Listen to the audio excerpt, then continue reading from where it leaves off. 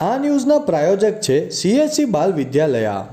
વલસાડના Dhamdachi national highway ઉપર કારને નડ્યો ગંભીર અકસ્માત। ઘટનામાં કારમાં સવાર માતા પિતા સહિત પુત્રનો ચમત્કારી બચાવ। તારીખ 12 ફેબ્રુઆરી સોમવારના રોજ 4:30 કલાકે બનેલી ઘટનાની મળતી માહિતી મુજબ આજરોજ વલસાડના ધમડાચી નેશનલ હાઈવે નંબર 48 ઉપર સુરતથી મુંબઈ જતા માર્ગ ઉપર બનેલી અકસ્માતની ગંભીર ઘટનામાં સુરતથી મારુતિ કંપનીની બલેનો કાર નંબર MH48CK7495 માં ચાલક પુત્ર તથા તેમના માતા પિતા મુંબઈ પોતાના ઘરે જઈ રહ્યા હતા।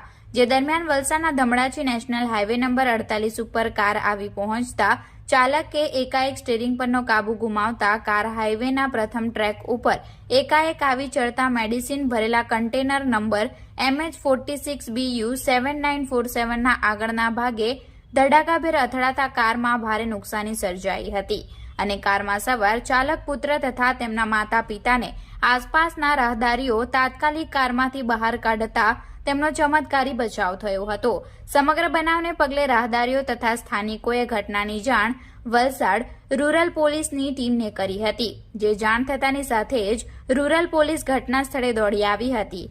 પોલીસે ઘટના સ્થળે આવી જોતા કારમાં ભારે નુકસાની સર્જાઈ હતી અને અકસ્માતને પગલે નેશનલ હાઈવે ઉપર 2 કિલોમીટર સુધી ટ્રાફિકની કતારો લાગી હતી।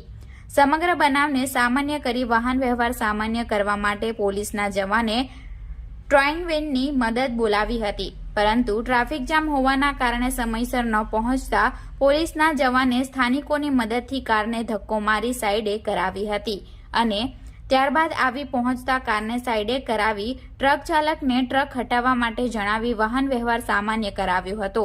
સમગ્ર અકસ્માતની ઘટનામાં પોલીસ જવાનોની સમય સૂચકતાના કારણે હાઈવે પરનો ટ્રાફિક જામ ગણતરીના સમયમાં જ ખુલી જવા પામ્યો હતો।